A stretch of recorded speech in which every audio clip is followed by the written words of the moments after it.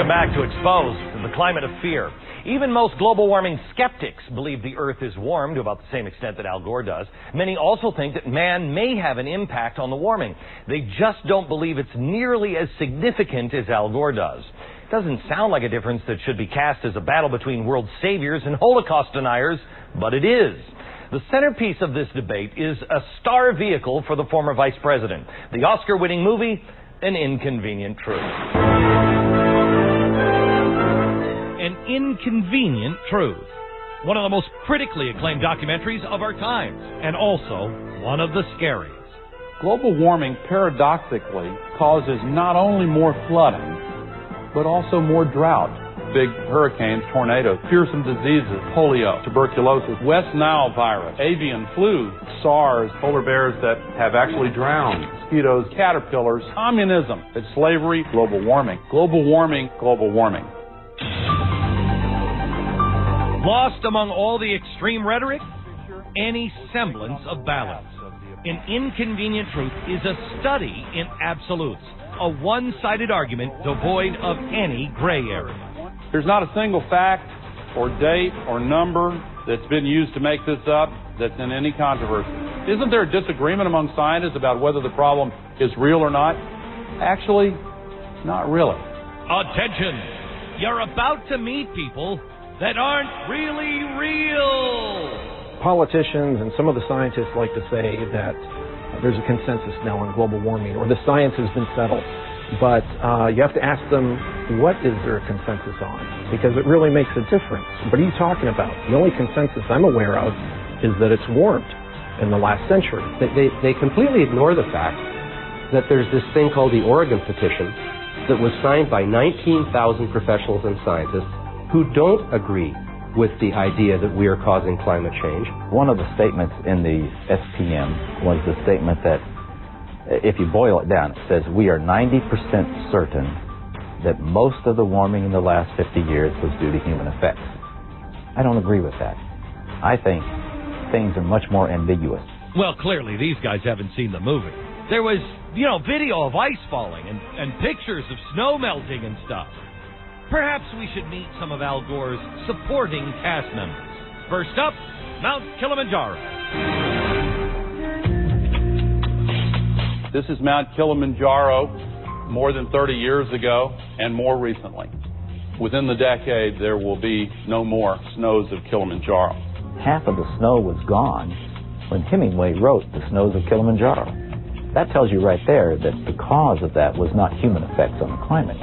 There is no upward trend in the temperature for that region. The reason the snows are going away is not because of temperature changes, but probably because of a lowering of the cloud amount and less precipitation. All right, how about another co-star? It's the so-called hockey stick graph. This is the version shown by Al Gore.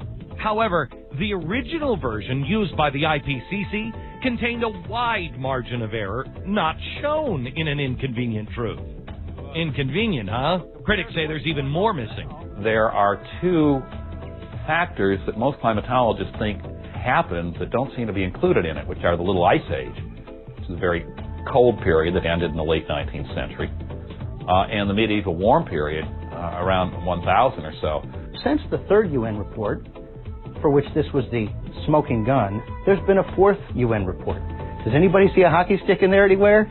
I can't see you. It's not in there. Guess what? It's airbrushed out in classic fashion, and they don't even mention why it's not here. What hockey stick? I didn't see any hockey stick. Clearly, these guys haven't seen the movie, right? Because any movie with charts and graphs this big, they've got to be right. Now, here's one of Al Gore's favorite charts, comparing CO2 levels and temperature. When there is more carbon dioxide, the temperature gets warmer. Look how far above the natural cycle this is, and we've done that. We? Meaning you and me? I guess it looks pretty convincing. Gore assumes here that CO2 levels are causing temperatures to rise, but look, could it be the other way around? We now know for certain that the temperature changes before the CO2. And one of the fundamental assumptions that Gore doesn't understand is that in the theory of global warming due to humans is the CO2 goes up, the temperature will go up. Well, the ice core record shows it's exactly the opposite. Now what about that really cool animation of Florida and Manhattan drowning? Cool, huh? You've seen these horrific scenarios everywhere based purely on catastrophic hypotheticals that dramatically exaggerate even what the UN says. It's Al Gore's best supporting actor. The word if. If we have an increase of 5 degrees, if Greenland broke up and melted, if this were to go, sea level worldwide would go up 20 feet. Where he's misleading is that he gives the impression that this is something that is likely to happen. The likelihood of this is next to nil. The IPCC report is that the upper limit of sea level rise by the year 2100 is going to be about 23 inches. That's why Al Gore makes up 20 feet. The truth isn't scary. Just look at the difference between Greenland's ice melt in Al Gore's scenario when spread out over a century versus what the IPCC projects.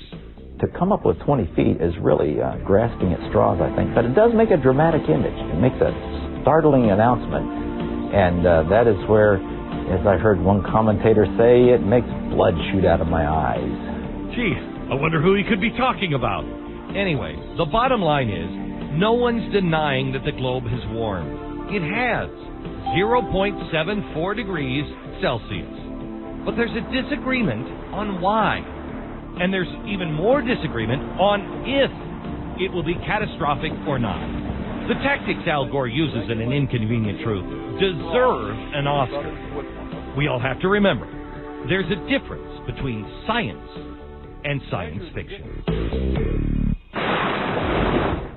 Joined now by Chris Horner. He is the author of The Politically Incorrect Guide to Global Warming. Chris, I want to start here. People that are on the special or to speak out are always going to be accused of taking money from big oil. How do you respond to that? You're in bed with big oil, they say. That's generally employed by people who aren't comfortable with the issues or the facts and they want to change the subject. If industry funding corrupts someone's message, however, I suggest the alarmists have an awful lot of explaining to do. They receive an awful lot more in industry and industry-related funding every year, but let's just make the public record is quite clear.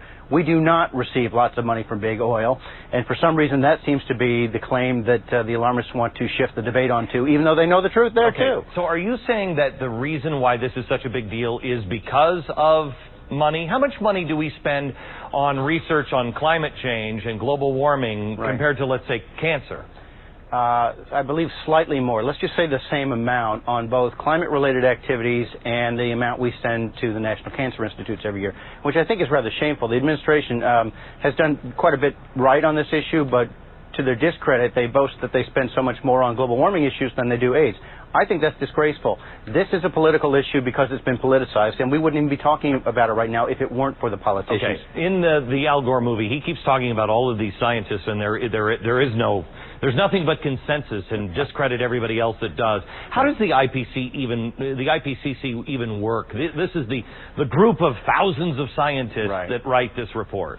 Right, except thousands of people obviously can't write a report. Just think of the impracticalities there. It doesn't happen that way. Here's what happens. They don't conduct science. They review the existing literature. And the thousands of scientists select or emphasize what it is they want to. We've seen this, sometimes disgracefully. However, these scientists are generally assigned 1 page to a page and a half to write with one other author. They're never asked if they agree with anything else, never asked if they agree with the chapter, the underlying work, let alone the summary for policymakers, which is written by bureaucrats and politicians and pressure group lobbyists who are in one room down a hall where the lead authors of the chapters, which are compilations of these page to page and a half writings, and a runner runs back and forth telling the lead authors, the scientists, the pressure group lobbyists want you to change the following to be in harmony with the summary. Remember, this is a document that is produced generally, the summary of which is issued months before the actual underlying work is actually even written. That should tell you something.